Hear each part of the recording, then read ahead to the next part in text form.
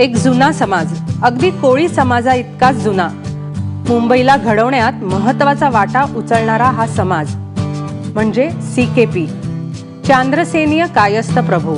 मी त्यांच्या मूळ गावी जाण्याचं ठरवलं आणि आम्ही निघालो श्रीवर्धनला.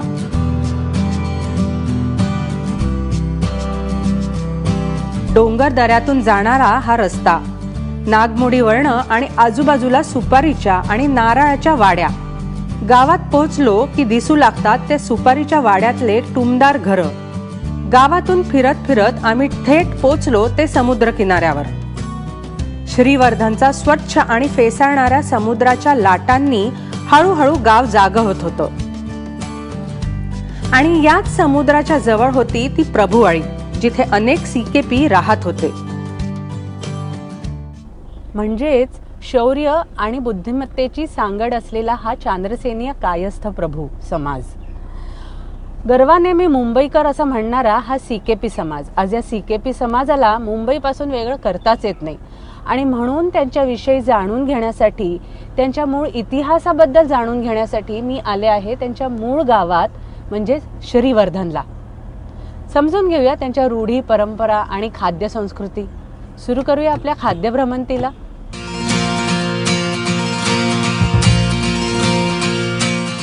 आम्ही पोचलो श्रीवर्धन मधल्या राजेंद्र कुलकर्णी यांच्या घरी. त्यांचं 300 वर्ष जुनं घर पाहून अचंबित झालो. समोर मोठं अंगण आणि मागे सुपारीची वाडी. अनेक पिढ्या या घरात वाढल्या. मुखातील जिव्हेचा खाण्यासाठी, कणखर, तडफदार आणि तीक्ष्ण बोलण्यासाठी वापर करणारे हे सीकेपी. जगण्यासाठी खातो आम्ही की खाण्यासाठी जगतो आम्ही असा प्रश्न पाडणारे हे सीकेपी. निनाव्यापासून तेलपोळीपर्यंत आणि वालाच्या बिरड्यापासून ते अगदी माशापर्यंत सगळ्यावर मनसोक्त ताव मारणारे असे हे सीकेपी. आज मला त्यांचे काही खास पारंपरिक पदार्थ आपल्याला दाखवणार आहेत.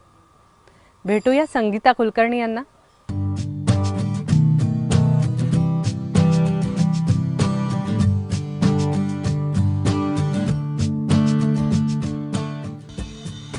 आज मी इथे खास सीकेप्यांचे वेगळे वेगळे पदार्थ बघण्यासाठी आलेले आहे. लहानपणापासून त्यांच्याबद्दल खूप ऐकलेलं आहे. सीकेप्यांचे वेगळे पदार्थ, खासियत ही आहे की त्यांना खवय्ये असं म्हटलं जातं, कारण त्यांना खाण्याचा फार शौक असतो. तर मला आज इथे कुठले पारंपरिक आणि वेगळे असे पदार्थ तुम्ही करून दाखवा? पारंपरिक म्हणजे सोड्याची खिचडी, ही अगदी प्रत्येक सीकेप्याकडे होतेच, ती आज मी दाखवणार आहे. आणखी एक लिप्ती कोलंबी. अच्छा.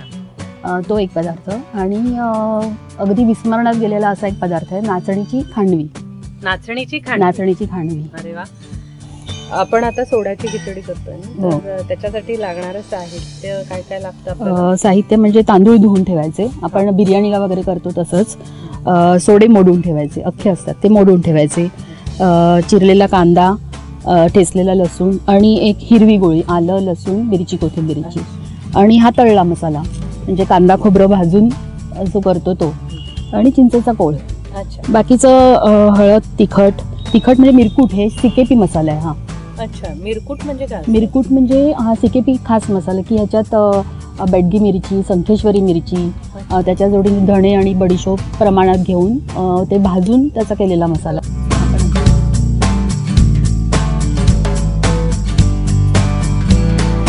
आधी सुरुवातीला तेल घातलं.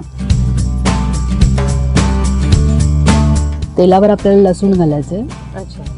ठेचलेला लसूण.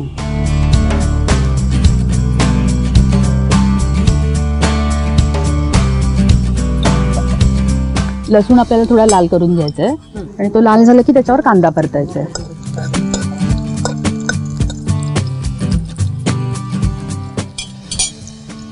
युजली तुम्ही हे सगळं चुलीवर करता का की नाही? कधीतरीच, असं रोजचं नाही होत, पण अगदी कधी हौस आली की आज चुलीवरचं खाऊया किंवा पाहुणे आले की मग त्यावेळेस बनवलं जातं. आता आपलं लसूण लाल झालंय, त्याच्यावर आपण कांदा परतायचा आहे.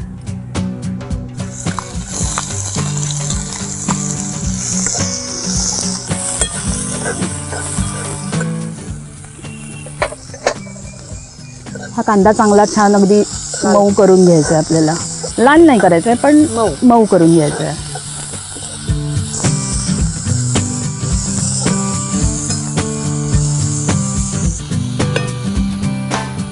कांदा चांगला शिजला की आपल्याला त्याच्यात सोडे हे धुवून घालायचे.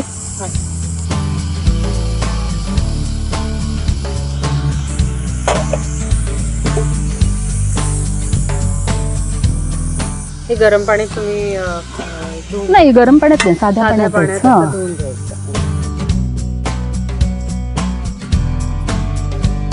कांदा हा झालाय आपला. आपण त्याच्यावर आता हे सोडे घालूया.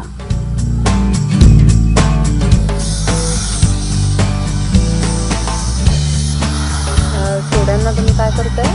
चवताळणं.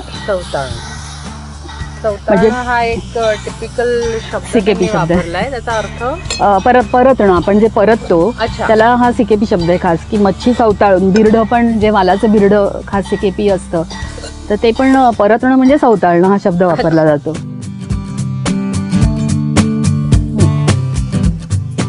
म्हणजे हे सगळं भाजतानाच आपण हो. हळद आणि हे सिकेपी मिरकूट. त्याच्या बरोबरीने आपण ही हिरवी गोळी जी वाटली आहे ना ती घालायची. त्याच्यात आलं, लसूण आणि मिरची, कोथिंबीर.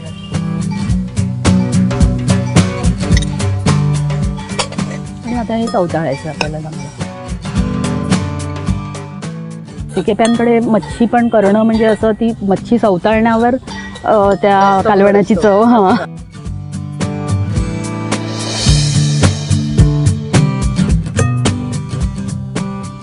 आता हे थोडे आपल्याला सोडे शिजू द्यायचे आहेत. आणि शिजले की हे बाजूला ठेवून आपल्याला भात फोडणीला घालायचं. आता ह्याच्यात चिंचेचा कोळ आपल्याला घालायचा.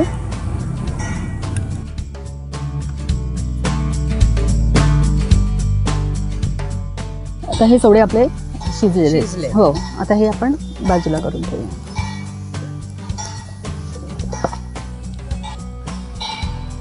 आता या भांड्यात काय पण हे तर झाले. आता ह्याच्यात तांदूळ परतून घेऊया आपण. त्याच्यासाठी आपल्याला तूप लागेल.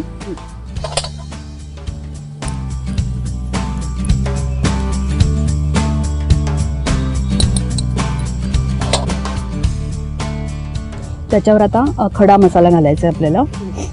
आता हे पान खरं ऑल स्पायसेस म्हणून एक आहे, ते आपल्या इथे वाडीतच आहे. म्हणजे ह्याचं नावच ऑल स्पायसेस. याला सगळ्या गरम मसाल्यांचा स्वाद त्याच्यात येतो. आणि तुम्ही असं चुरून बघा, त्याला असा वास, लवंग, दालचिनी असं सगळं हे पण टाकायचं. हो, ते पण टाकायचंय. त्याच्यात आता ही मसाला वेलची, बडी वेलची म्हणतात ती, दालचिनी आणि लवंग, हा खडा मसाला घालायचा. ऑल स्पायसेस बरोबर हा खडा मसाला अगदी. हो, तमालपत्र घालतो त्याच्याऐवजी आता हे ऑल स्पायसेस घातलं.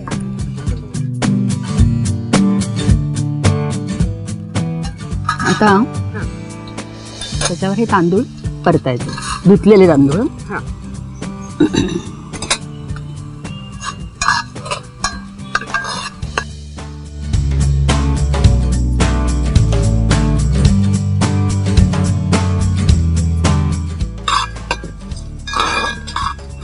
चांगला परतून झाला की त्याच्यात आपल्याला गरम पाणी घालायचं.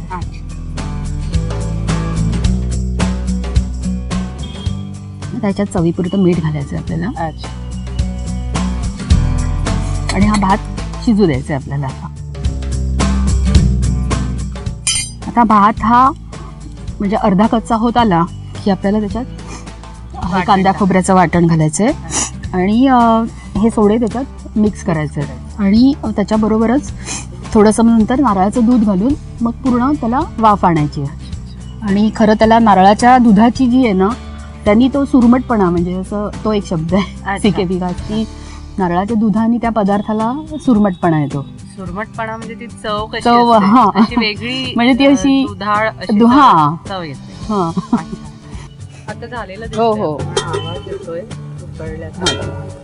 आता हा भात आपला पूर्ण नाही शिजलाय, पण साधारण अर्धा कच्चा झालाय. तर आता आपल्याला त्याच्यात हे तळल्या मसाल्याचं वाटण घालायचं. त्या वाटणात काय काय? कांदा आणि खोबरं. कांदा भाजून असं ते घालायचं आपल्याला. आणि थोडा गरम मसाला. हा पण CKP गरम मसाला आहे.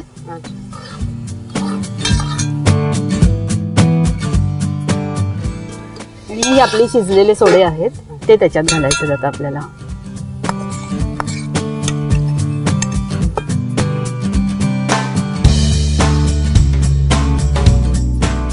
हो हो. आता त्याच्यात त्याच्यात आता नारळाचं दूध घालायचं आपल्याला.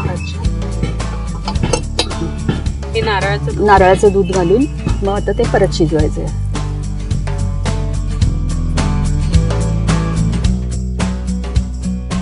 झाकण ठेवून आपल्याला दणदणीत वाफ आणायची.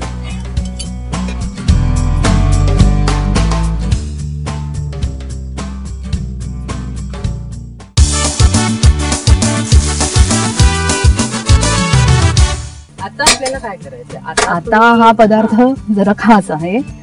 नाचणीची खांडवी.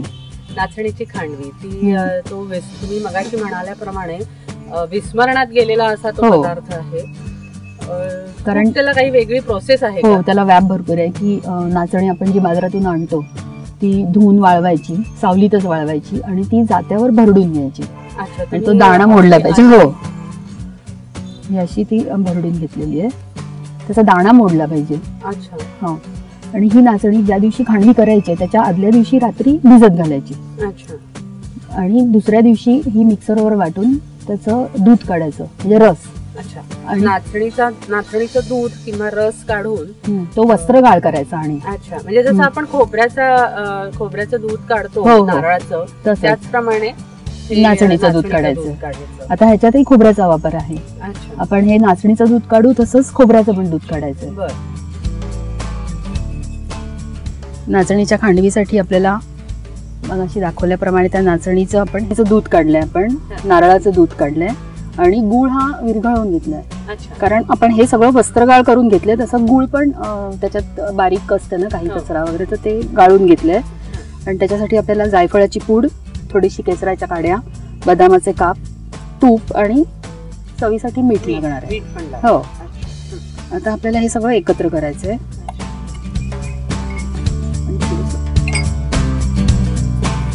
तूप थोडा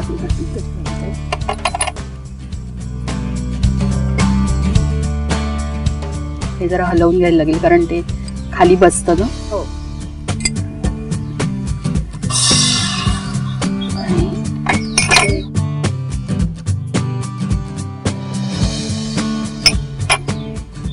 हे आता हे एकत्र करून सगळं आपल्याला सतत ढवळत राहायचंय.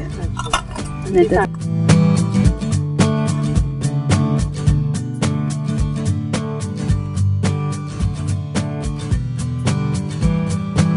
हे सतत ढवळत राहायला हवं, नाहीतर मग ह्याच्यात गुठळी होते. कारण ते शिजतं लवकर. अशा हे होत राहतात, त्यामुळे ते ढवळत राहायला हवं. ह्याच्यात थोडीशी चवीसाठी मीठ, जायफळाची पावडर आणि केशराच्या काड्या.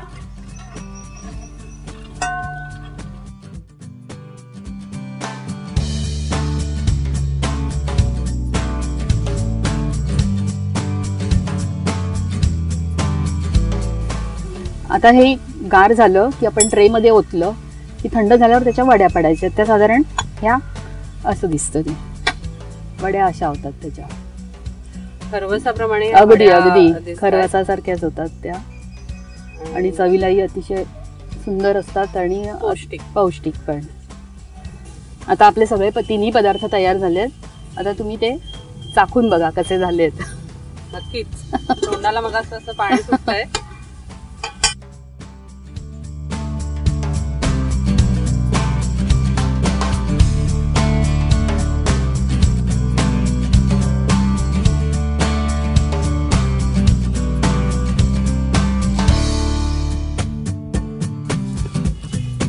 जाणवतोय. नारळाच्या दुधाचा तो स्वाद लागतोय.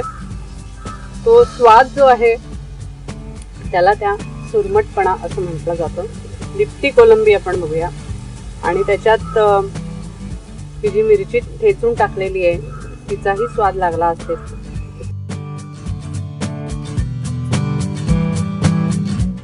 चिंचेचा फोडीचा आणि मिरचीचा स्वाद लागतोय त्याला. खूप छान. ह्या सगळ्यावर शेवटी गोड पाहिजेच असतं, म्हणून हे खरवसासारखं दिसणार आहे खांडवी नाचणीची.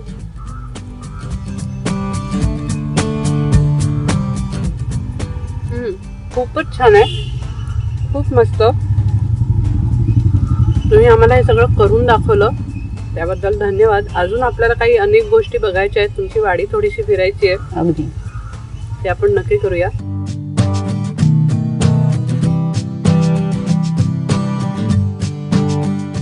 वेगवेगळे समाज, त्यांच्या वेगवेगळ्या संस्कृती आणि त्यातून निर्माण झालेल्या परंपरा. आज आपण CKP समाजाबद्दल जाणून घेतलं, त्यांच्या परंपरेबद्दल, त्यांच्या खाद्य संस्कृतीबद्दल. आजच्या भागात आपण इथेच थांबूया. कॅमेरामन श्रीकांत आणि उत्तमसह मी शेफाली साधू, ABP माझा, श्रीवर्धन.